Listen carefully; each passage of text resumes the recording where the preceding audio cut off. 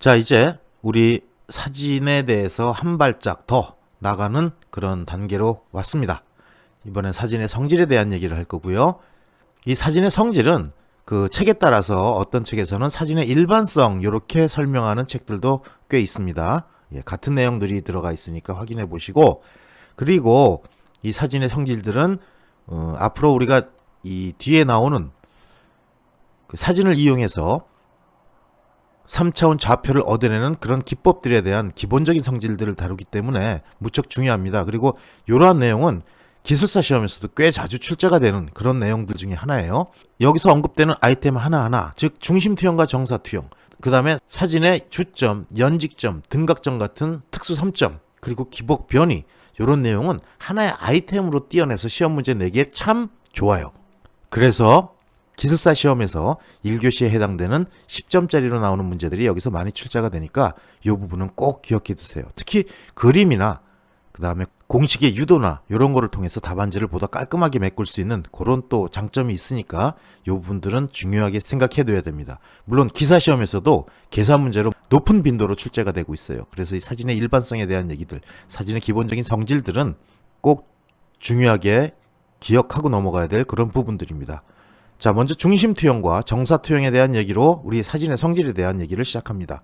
여러분 가지고 계신 교재 지오인포매틱스 261페이지부터 시작합니다. 자, 먼저 중심투영과 정사투영이란 말이 나왔습니다. 이 중심투영과 정사투영, 요거는 정확히 대치되는 얘기예요. 사진은 렌즈의 중심을 통해서 모든 빛이 들어옵니다. 따라서 렌즈의 중심을 기준으로 해서 그 대상물들이 영상에 맺히는 그런 관계를 먼저 이해를 해야 되고요. 자, 우리 첫 번째 요 중심투영이라는 그림에서 보면 알듯이 여기에 지형이 바로 이러한 렌즈의 중심을 통해서 이쪽 영상면에 맺히게 되고요. 또 반대로 이 오른쪽 끝에 이 부분은 이러한 식으로 렌즈의 중심을 통해서 이쪽 화면에 맺히게 됩니다. 이러한 중심투영의 특성으로 인해서 사진에서는 먼 것은 작게, 가까운 것은 크게 나타나는 특성이 있습니다. 지금 밑에 그림을 보시면 산을 모식해 놓은 그림인데 원뿔이라고 생각하시면 굉장히 이해하시기 편할 거예요. 그래서 지금 렌즈의 중심이 산 봉우리에 딱 맞춰져 있는 게 아니라 약간 우측에 있지요. 그러다 보니까 봉우리들이 올라가면서 점점 방사선의 원들이 좌측으로 향하게 되는 그러한 투영으로 표현된 겁니다. 그리고 이 그림은 원 기둥을 그려놓은 그림인데 렌즈의 중심을 통해서 먼 것과 가까운 것이 이렇게 표현됩니다. 즉 멀리 있는 거는 작게 표현되고 가까이 있는 거는 크게 표현되죠. 이거는 투영의 중심이 위에 있는 원의 센터에 있는 게 아니라 거기보다 약간 좌측으로 치우쳐 있다는 것을 우리가 확인할 수 있습니다. 그러니까 좌측 벽면이 보이는 거죠. 그리고 아래 그림은 우리가 흔히 볼 수 있는 그 하늘에서 사진을 찍은 빌딩과 같은 모습인데 역시 가까운 곳은 크게, 그 다음에 멀리 있는 것은 적게 표현되는 중심 투영에 의한 표현을 그려놓은 그림입니다. 이와 반대로 정사 투영은 이런 식으로 표현되는 거죠. 즉, 이 점의 위치는 여기에 표현되고 이 점의 위치는 여기에 표현되고 이렇게 해서 모든 점들의 위치가 바로 연직 방향에서 내려본 것 같은 그런 투영을 하게 되는 게 정사 투영입니다. 그래서 이 정사 투영은 멀고 가까운 거에 대한 원근감이 표현되지 않기 때문에 있는 그대로 모습이 가까운 데나 먼 데나 동일하게 나타나는 게 이 정사투영의 특징이죠. 자, 두 번째 그림을 한번 볼까요? 요거는 렌즈의 중심을 통해서 정사투영과 중심투영이 어떻게 바뀌는지를 확인할 수 있는 그림입니다. 먼저 정사투영, 요 노란 박스를 보면요, 요런 건물이 있다고 가정을 해보죠. 그럴 때 정사투영은 요 점에서 내려다본 곳이 여기 A'에 바로 표현이 됩니다. 그리고 이쪽도 마찬가지입니다. 그래서 바로 내려오는 요 선분 A'과 A'이 바로 정사투영을 통해서 표현된 그러한 영상을 표현한 거고요. 이 중심투영은 어때요? 네, 렌즈의 중심이 항상 기준이 된다 그랬어요. 그래서 이러한 비스듬한 모습으로 투영을 하기 때문에 여기 이 점이 실제 정사투영에서는 A'에 떨어져야 됨에도 불구하고 이렇게 밀려서 요 A란 지점으로 떨어지게 되는 거죠. 그래서 정사투영은 왜곡이 발생하지 않지만 중심투영은 멀어질수록 또 대상물이 위로 올라올수록 왜곡이 발생하게 되죠. 그래서 여기에 지금 노란 선으로 표현된 A'과 A'의 길이, 요건 실제 대상물의 길이인 위의 길이와 동일한 길이고요. 이렇게 표현된 투영을 우리가 정사투영이라고 얘기하고, 이렇게 빨갛게 표현된 A에서부터 A까지로 나타나는, 이렇게 늘어지는, 즉 왜곡이 생기는 이러한 길이를 중심투영에 의한 결과라고 얘기하죠. 그럴 때 실제 길이가 이만큼 차이가 나죠. 즉 A와 A' 간의 차이가 발생하게 됩니다. 그게 델타 감마라고 표현해서 이걸 우리가 왜곡 수차라고 표현을 합니다. 자, 여기서도 여러분에게 또 팁을 하나 드릴게요. 정사투영과 중심투영을 구별하는 가장 좋은 방법, 중심투영, 이건 사진입니다. 그래서 대부분의 사진이 멀고 가까운 게 이렇게 표현되죠. 그럼 정사투영은 우리 주변에 뭐가 있을까요? 그렇죠, 지도가 있습니다. 이 지도는 모든 투영의 기준을 바로 위 연직 방향에서 내려다보고 그린 것처럼 투영을 했기 때문에 이거는 멀거나 가깝거나 또는 높게 튀어 올라왔거나 깊게 들어와 있거나 여기에 대한 변이가 발생하지 않아요. 자, 마지막으로 정리합니다. 중심투영, 사진. 정사투영, 지도. 자, 이번엔 사진의 성질 중에서 두 번째로 특수 3점에 대한 얘기를 한번 해보죠. 예, 사진의 특수 3점. 먼저 이제 특수 3점에는 주점, 연직점, 등각점, 이러한 점들이 있습니다. 이거 주점이라고 읽으면 좀 이상해집니다. 예, 주점이 맞아요. 이 주점은 뭐예요? 말 그대로 주가 되는 점이에요. 사진의 중심점입니다. 그래서 렌즈의 중심에서 화면에 내린 영상면이죠. 사진이 찍히는 대상면, 필름이 있는 지점, 그쵸? 여기에 내린 수선의 발을 우리가 주점이라고 얘기하고요. 요 주점을 우리가 사진상의 주점이라고 얘기합니다. 이거는 어떤 특징이 있어요? 렌즈의 광축, 그쵸? 렌즈의 중심을 통해서 그 대상면의 직각으로 내려가는 방향이요. 요 광축입니다. 요게 사진면하고 교차하는 점이 바로 주점이에요. 그래서 일반적인 항공사진에서는 사진의 지표, 우리 앞에서 피더셜 마크 했었어요. 내 귀퉁이에 십자선을 붙여놓고 그 중심과 중심을 대각선으로 서로 연결해서 사진의 중심을 찾는다고 했었죠. 요게 바로 그 중심점을 사진의 주점으로 이용을 합니다. 그 다음엔 연직점이 있네요. 연직점, 일단 이 용어부터 가지고 들어가요. 연직점, 뭔지 몰라도 연직으로 내려가는 점이겠다, 또는 연직으로 올라가는 연장점이겠다라는 것을 먼저 파악하고 시작을 하면 됩니다. 연직점은 렌즈의 중심에서 바로 지표로 직각으로 내려 꽂은 각입니다.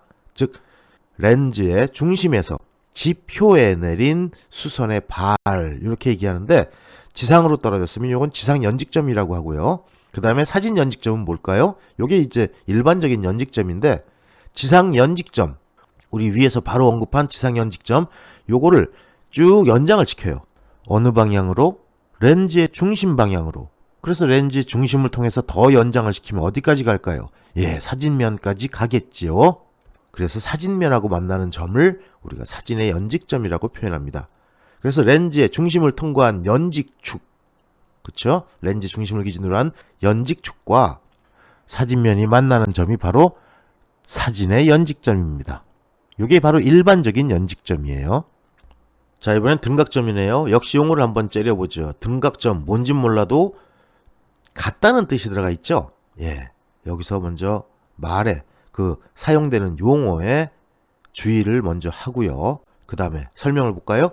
주점과 연직점의 이등분선, 이 등분선, 등분, 그래서 등자가 들어갔네요. 예, 주점과 연직점을 정확히 가운데로 자르는 그런 선을 등각점이라고 얘기합니다. 그래서 사진면과, 그렇죠, 사진면과 직교하는 광축, 이게 뭐예요? 주점이 만들어가는 거예요. 그 다음에 연직선, 요건 연직선이죠. 위에서 얘기한 연직점이에요. 어디를 지나가는 거? 그 중에서 렌즈의 중심을 지나가는 거.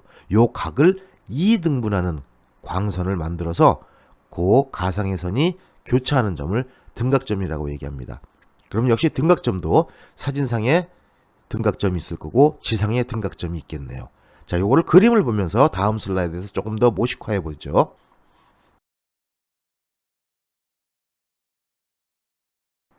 자, 여기 지금 이 그림이 주점, 연직점, 등각점을 표현한 그림입니다. 자, 먼저 주점은 뭐예요? 렌즈의 중심이 여기 있고, 그 다음에 렌즈의 중심과 광축이란 말은 뭐죠? 예, 필름면에 맺히는 면이 수직으로 나가는 겁니다. 즉 이렇게 직각 표시를 해놨는데 이렇게 쭉 연결하는 거. 그래서 대문자 M은 지상의 주점을 얘기한 거고 소문자 M은 사진의 주점을 얘기한 겁니다. 그럼 연직점은 뭐예요? 렌즈의 중심에서 지상을 연직 방향으로 내려 꽂은 점이라 그랬어요. 그래서 쭉 내려와서 이게 N 하고 표현된 게 연직점이고 여기 그래서 직각으로 표현해 놓은 거네요. 그래서 이 N, 대문자 N으로 표현한 건 지상의 연직점, 그 다음에 이 렌즈의 중심을 통해서 연장을 시켜가지고 사진면 또는 화면과 만나는 점이 사진상의 연직점입니다. 그럼 등각점은 개념이 뭐였어요? 이 주점이 만나는 선과 연직점이 만나는 섬을 뭐? 이등분해서 등각점이었죠. 그래서 요 각 I라고 한다면 요 I의 반에 해당되는 거. 그래서 어디를 지나요? 역시 렌즈의 중심을 지나야죠. 이렇게 해서 렌즈의 중심을 지나서 쭉 연결시켜서 지상과 만나는 점, 대문자 J라고 표현한 거. 요게 지상의 등각점. 그 다음에 요 위로 연장을 시켜서 사진면과 만나는 소문자 J. 요거는 사진의 등각점입니다. 그리고 여러분 앞에서 우리가 한번 언급한 적이 있었어요. 렌즈의 중심부터 화면까지의 거리가 뭐라 그랬죠? 예, 포커스, 초점 길이라고 얘기했습니다. 요거는 그 각각 학자나 어떤 책에 따라서는 주점 거리라고 표현하는 사람도 있고요. 어떤 사람들은 화면 거리라고 표현하는 사람도 있습니다. 이러한 용어를 사용할 수 있다는 것도 같이 알아두고요. 자, 여기 요 동글뱅이 한 부분들을 휙 돌려서 오른쪽으로 확대를 해 놓은 겁니다. 그럴 때 여기서부터, 즉 이게 렌즈의 중심이죠. 여기까지 M까지 가는 점이 우리가 알고 있는 초점거리예요. F. 그리고 요거는 직각삼각형으로 표현할 수가 있겠죠. 예, 왜?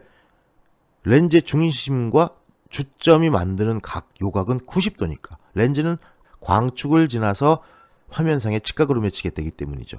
그럴 때 연직점은 이렇게 렌즈의 중심에서 올라간 N, 여기가 연직점이 될 거고요. 그 다음에 이 J는 이 I라는 각을 반으로 나눈 거. 그래서 이게 등각점이 될 겁니다. 그러면 여기서 우리가 초점 길이와 M과 N의 길이, 즉 주점과 연직점까지의 길이는 어떠한 관계식이 있어요? 예, 요거는 직각삼각형을 형성했을 때 요 변과 요 변의 길이의 비라고 표현할 수가 있습니다. 요 길이 F를 아니까 탄젠트 함수를 이용하면 요거분의 요거, 다시 말을 하면 F분의 M과 N의 길이, 요게 뭐예요? 요거 탄젠트 I가 되네요. 그러므로 MN의 길이, 즉 주점에서부터 연직점까지의 길이는 F의 탄젠트 I가 되겠죠. 그러면 M과 J, 즉 주점과 등각점까지의 거리는 어떻게 돼요? 아, 그렇죠. 요 I가 반으로 줄어든다 그랬죠? 등각점이니까. 그럼 이것도 역시 탄젠트의 함수로 표현하면 요 직각삼각형에서 요게 직각이니까 탄젠트 I가 아니라 이번엔 2분의 I겠네요. 예, 탄젠트 2분의 I는 요거분의 요거, 즉 F분의 MJ, 즉 탄젠트 2분의 I는 F분의 MJ니까 MJ는 어떻게 써요? 예, F를 양변으로 곱해주면 나타난 식 MJ는 F의 탄젠트 2분의 I, 이렇게 쓸 수가 있습니다. 자, 특수 3점에서는 마지막으로 점검해야 될 게 요 활용 부분이에요. 그래서 활용에서는 주점은 언제 활용하느냐? 요건 엄밀 수직 사진, 우리 엄밀 수직 사진 또는 연직 사진 앞에서 공부했습니다. 예, 그 다음에 또 거의 수직 사진, 약 3도 이내라 그랬죠. 연직점의 방향을 0도라고 했을 때 여기서 좌우로 3도 이내, 그렇죠. 이럴 때는 주점을 측량의 중심으로 사용하고요. 그 다음에 연직점은 언제? 불규칙한 지역의 경사사진, 요럴 때 우리가 연직점을 측량의 중심으로 사용합니다. 그리고 등각점은요, 예, 완만한 경사에서의 경사사진, 요때 등각점을 측량의 중심으로 이용합니다. 지금 여러분 요 앞에 슬라이드부터 요 슬라이드까지 요게 어떻게 보면 기술사 시험의 모범 답안입니다. 제일 먼저 뭐를 썼어요? 예, 지금 여기 슬라이드에서는 빠져있지만 사진의 특수 3점에 대해 써라 그런다면 첫 번째 특수 3점의 정의가 들어가요. 특수 3점은 뭐뭐뭐다. 즉 주점과 연직점과 등각점으로 구성된다. 그리고 뭐 하는 점이다. 요거를 먼저 정의해 적어주고 두 번째 종류 해가지고 우리 앞 슬라이드에서 설명됐던 주점은 뭐다다. 연직점은 뭐다다다. 그 다음에 등각점은 뭐다다다다. 이렇게 서술을 합니다. 그리고 지금 이 슬라이드에서 보여지는 요 그림을 집어넣어주고 요 수식을 전개해 줍니다. 그리고 3번에서 활용 해갖고 요 지금 세 가지 아이템을 집어넣으면 요건 깔끔한 1교시에 10점짜리 약술 논술에 해당되는 아주 깨끗한 답안지가 됩니다. 이런 것도 기술사 시험 준비하시는 분들은 답안지를 미리 만들어서 자기의 모범 답안을 가지고 있다가 시험에 나오면 그대로 쓰는 그런 연습을 해야 됩니다. 사진의 특수 3점이요.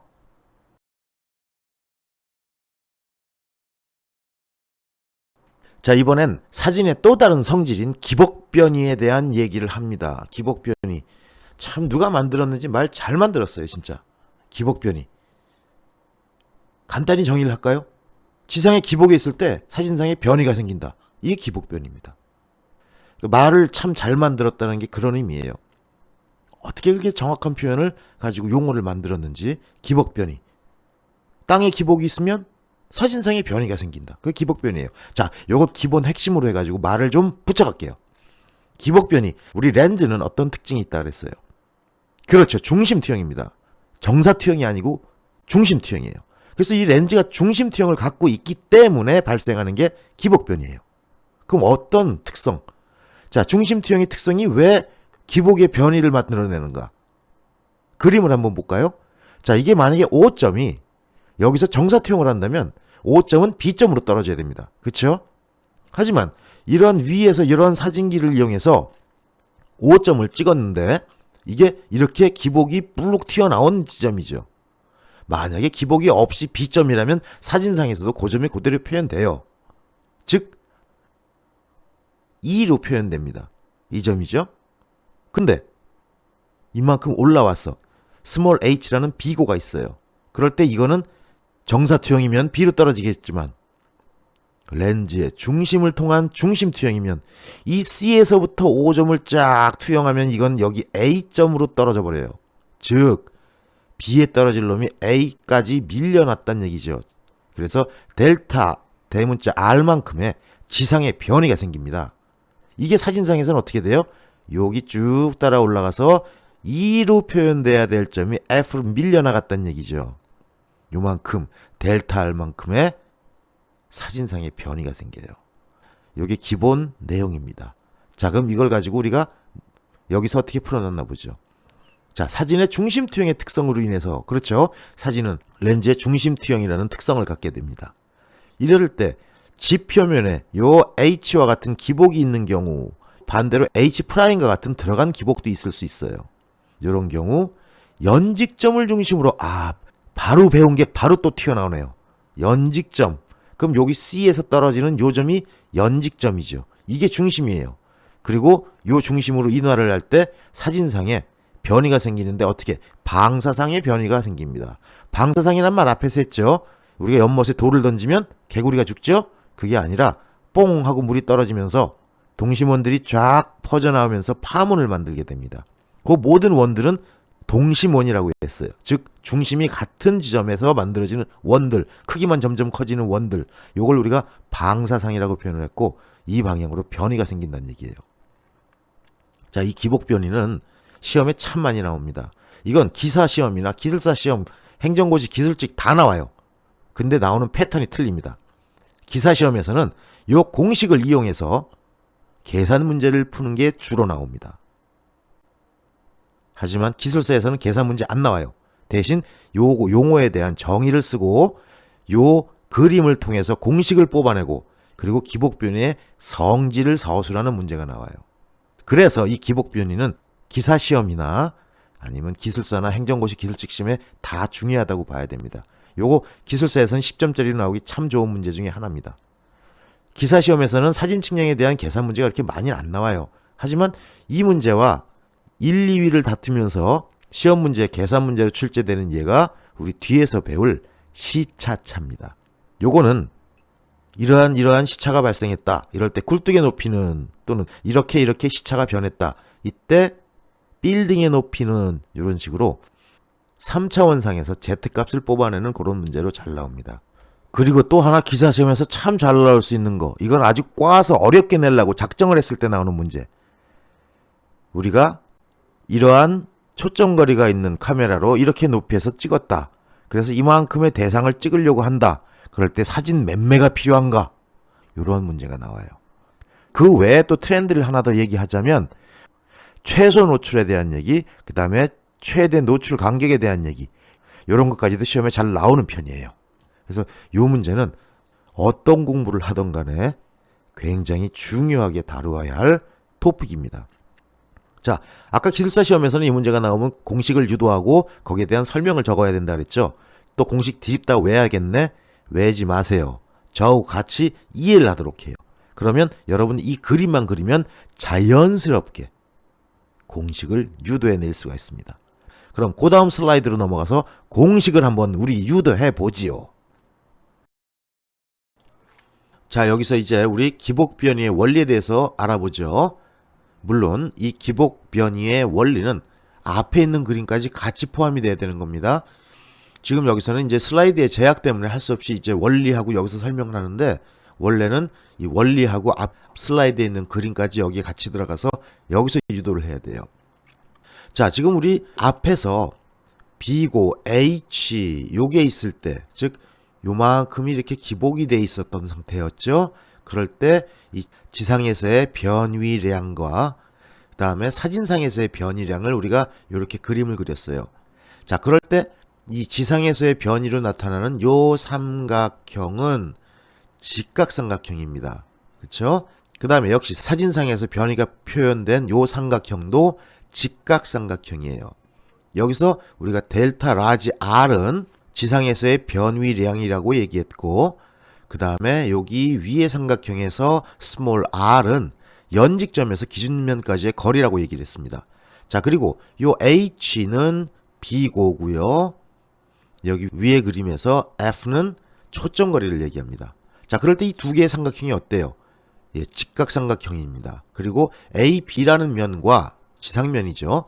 DF라는 면, 요건 사진면이에요. 요건 두 개 평행합니다. 그래서 요 각들이 직각이고, 그 다음에 요 각들이 같은 각인가요? 예, 막곡지각으로 같은 각들이에요. 그렇기 때문에 두 삼각형이 닮은 꼴이라는 걸 알 수 있습니다. 자, 닮은 꼴이라는 건 뭐예요? 비례식을 만들 수가 있다는 얘기죠. 그래서 여기 우리가 요 밑에 삼각형의 델타 라지 R 대 H는 위의 삼각형에서 그 연직점에서 기준면까지의 거리인 R 대 F라고 쓸 수가 있죠.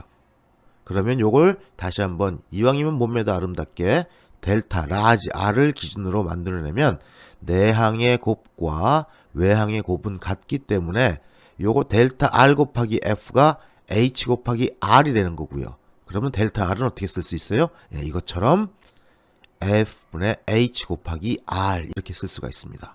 자, 일단 델타 라지 R 지상변이량에 대한 식으로 만들어냈고요. 그 다음에 두 번째 그림을 보죠. 자, 요 삼각형 ABC 요 삼각형하고 CEF 요 삼각형은 어떤 관계에 있을까요? 일단 AB라는 직선과 EF라는 직선이 평행하다고 알고 있고요. 그 다음에 요 각은 어때요? 요 두 각은 막곡지각으로 같습니다. 또 AB와 EF라는 선분이 각각 평행하기 때문에 역시 이 각과 이 각도 같습니다. 그 얘기는 뭐예요? 삼각형의 두 각이 같다는 이야기는 요 삼각형